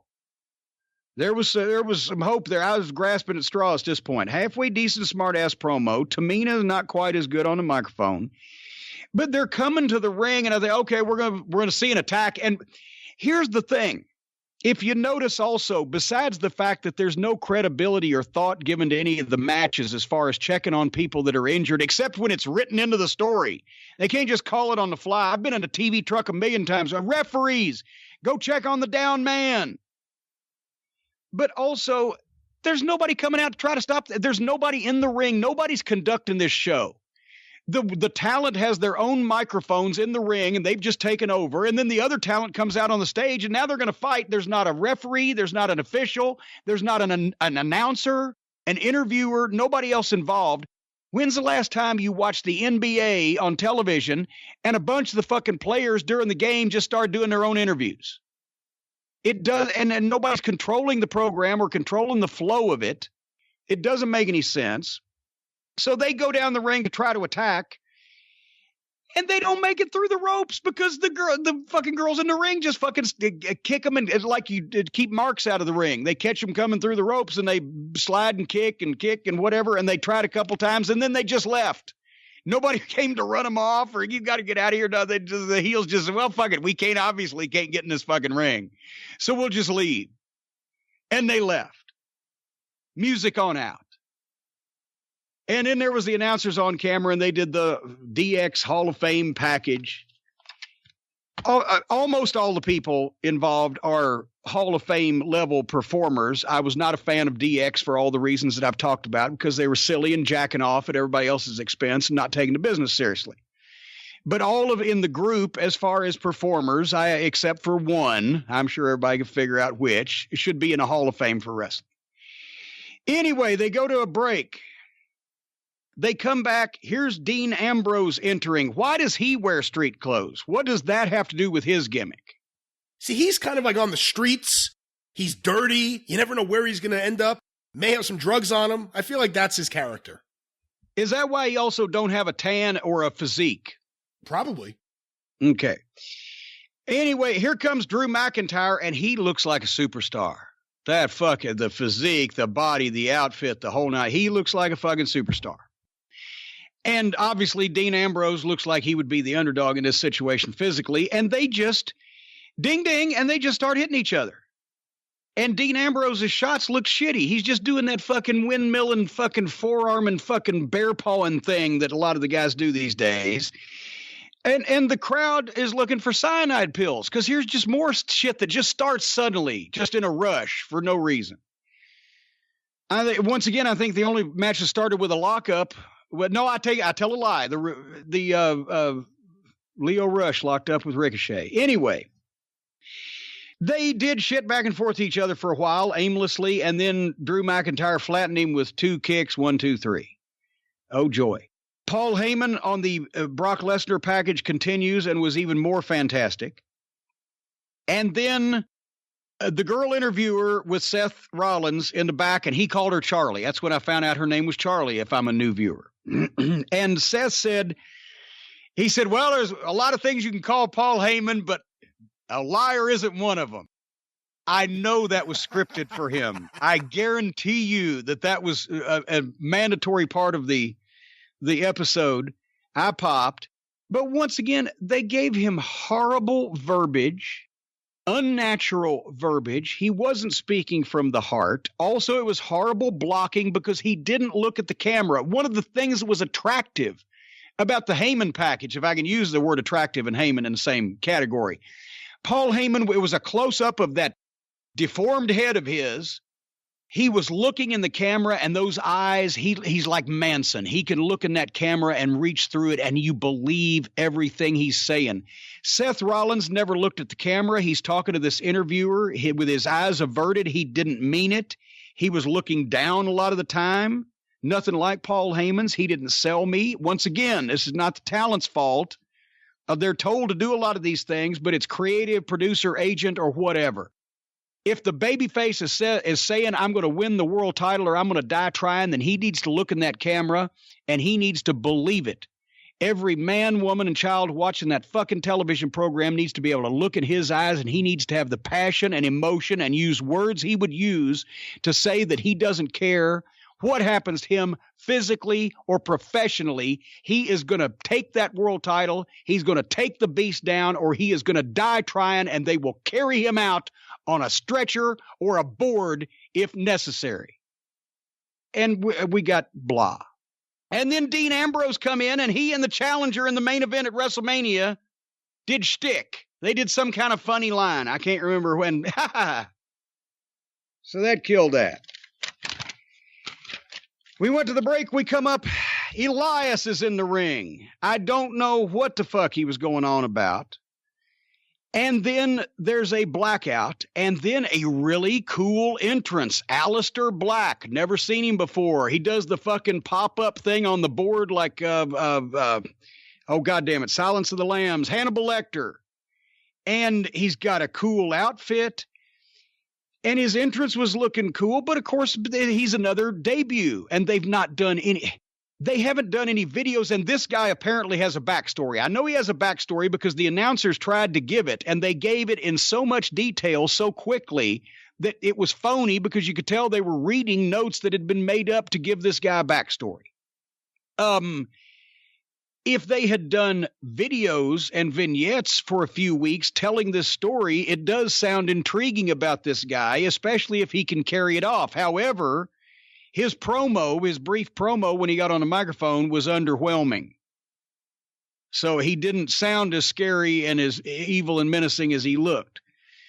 They go to have a match, Elias and Aleister Black. They locked up and nice and stiff, and then they just start doing shit to each other, and Black did a flip, and they go to a break a minute in the match already. So the new fucking guy making his debut, he does a flip, and we go to the break. I can't stay in it. And these breaks on the USA Network are like 4.5 minutes. So when they come back on the other side, guess what happened on the other side of the break? Guess where they came up? Chinwalk. Not even.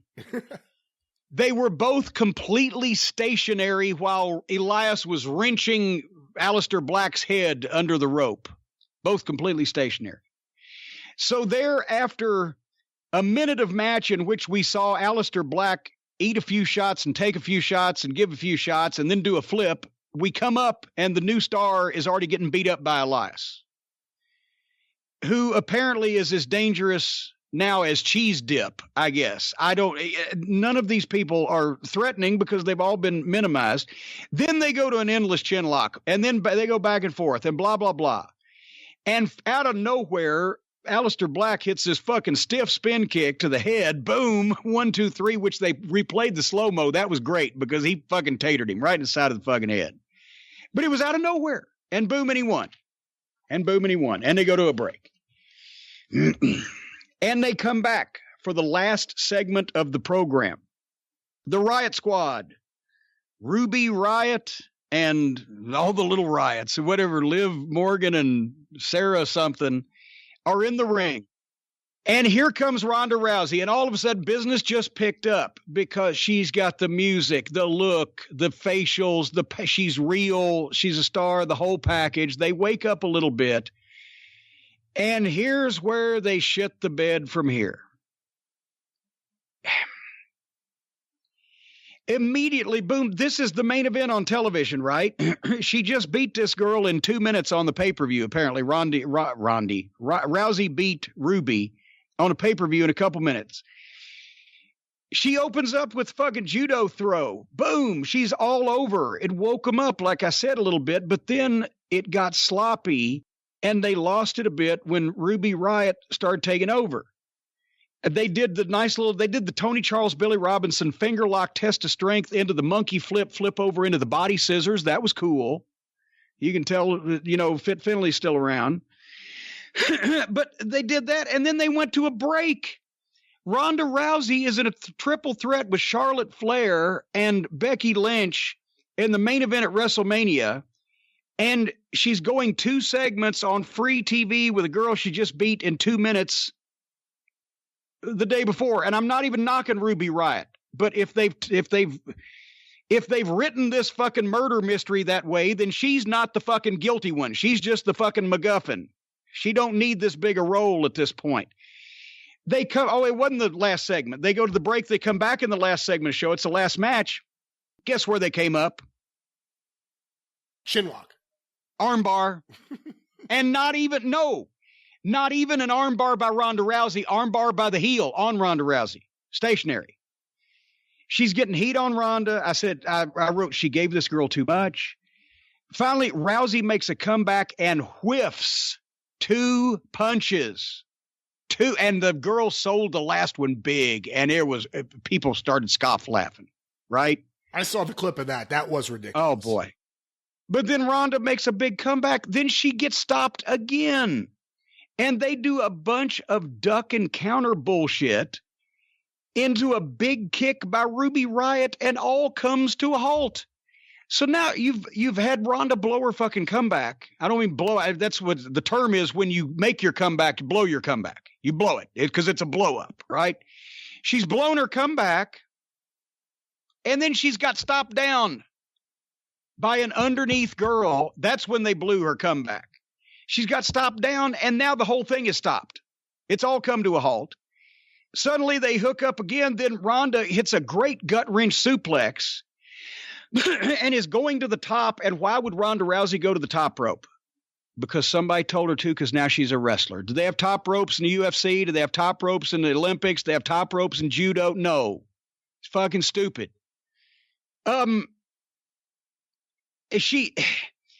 She's going to the top, and for reasons unknown, and she gets stopped and hit with another big kick and a 2 count on her by Ruby Riott. Now Riott goes off the top, and as she comes off the top, Ronda moves and Riott lands, and it's a huge pop because the way she went for like a reverse senton, Ronda moves, just turns over and grabs her immediately in an armbar. The biggest pop of the night for that. Guess what that wasn't? The finish. The biggest pop of the night in a wrestling match that I think that I saw in this whole show. It looked great. Ronda Rousey grabs the armbar, and the girl Stooges pulled her out on the floor. That should have been the finish right there, because she was about to tap out in about 30 seconds. But guess they had to do something else. Guess what they had to do? The girl Stooges pull Ruby Riott out on the floor, and Ronda Rousey gets up on the top rope and dives off the top rope onto the floor, onto the 2 girl Stooges. Awkwardly, almost slipping and falling. They let the fucking linchpin of their women's division, a star of like Ronda Rousey, get up on the goddamn top rope and dive off onto the floor, onto just 2 of these girls that she's same size as.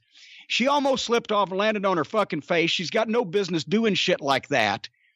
And even if she's trained to where she can, remember, as we've said, just because you can cut your own arm off or own ear off don't make you Van Gogh. And just because you can do some stuff doesn't mean you should.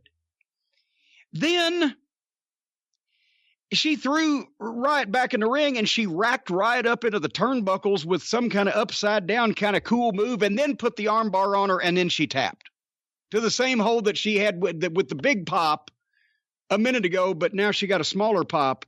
And then she bumped the Stooges around, and that was the end of the show. Boy. Do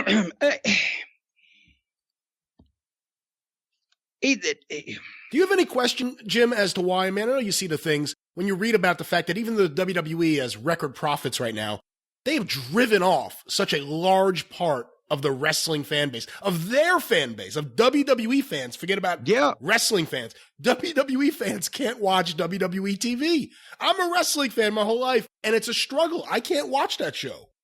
It's only incidentally got wrestling in it. And when they do present wrestling, it's almost like that they are so worried that somebody is going to think that they're actually trying to make people believe this is real, that they go out of their way to maximize the flaws in the logic of trying to suspend your disbelief and minimize the things that they could do, kind of make it legitimate.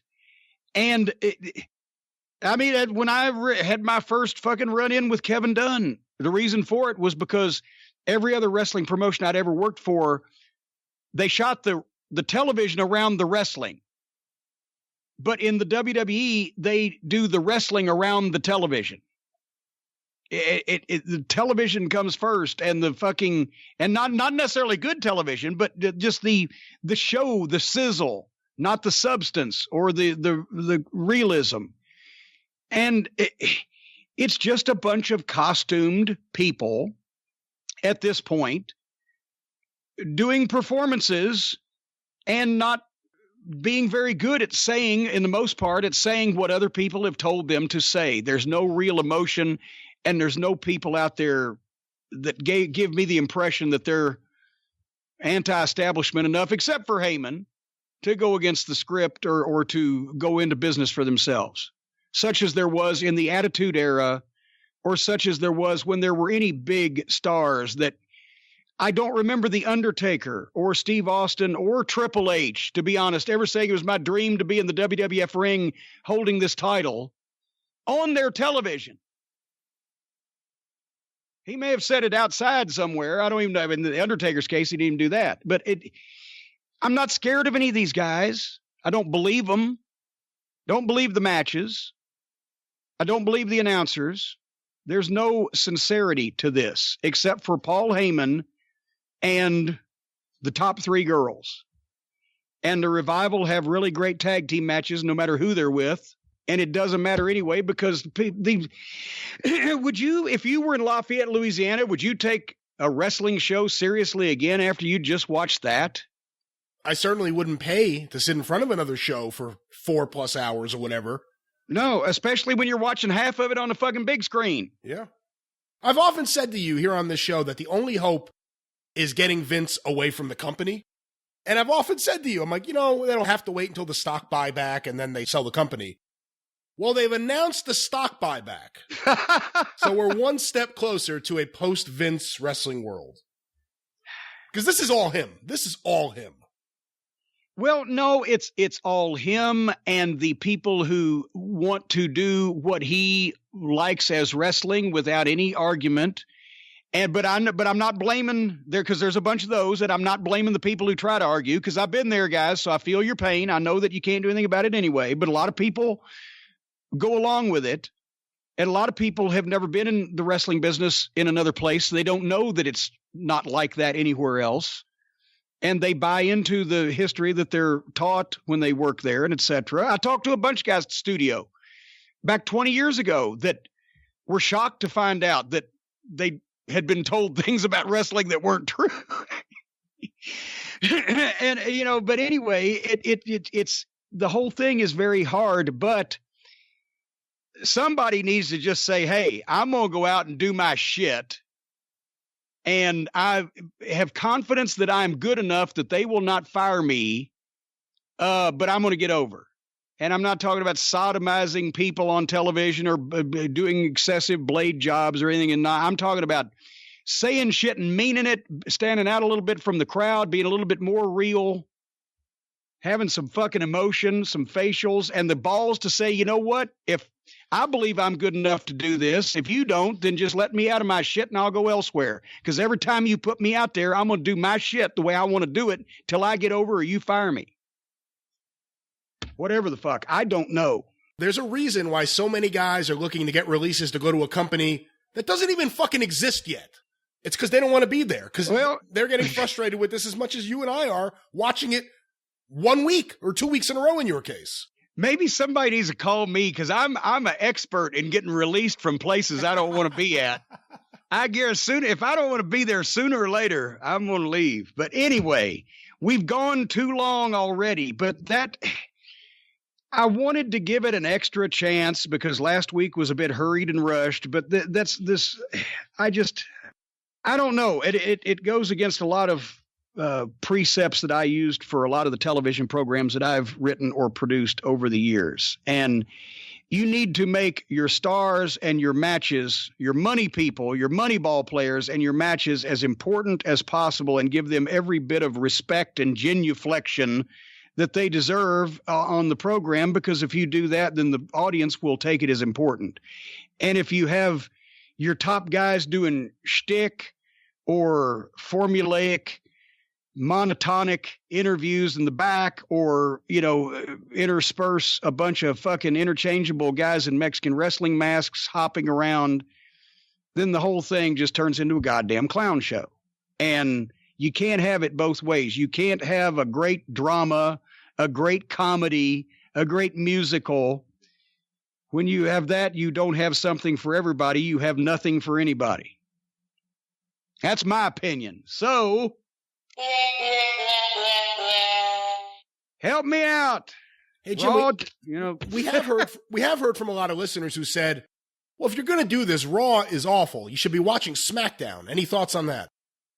Well, if we don't come up with anything better by next week, I guess I'll watch SmackDown. Fuck, it can't be any worse. And now, is that show live these days? I don't even know. I haven't watched it in years. I think it is. That may be.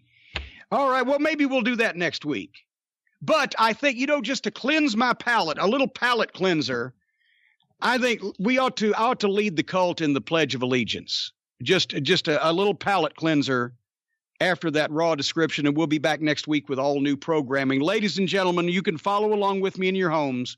If you don't have the certificate already, it is available at jimcornette.com. We pledge allegiance to the leader of the mighty cult of Cornette and to the pro wrestling for which he stands. No blow-up dolls, dick spots, or dance routines with blood, sellouts, and shoot angles for all. And also, don't come up on a fucking chin lock. All right, we'll see you next week. We'll see you Monday for the drive-thru. We'll see you on YouTube. We'll see you everywhere. Ladies and gentlemen, that's it for the National Emergency Edition of the broadcast. Thank you. Fuck you. Bye-bye, everybody.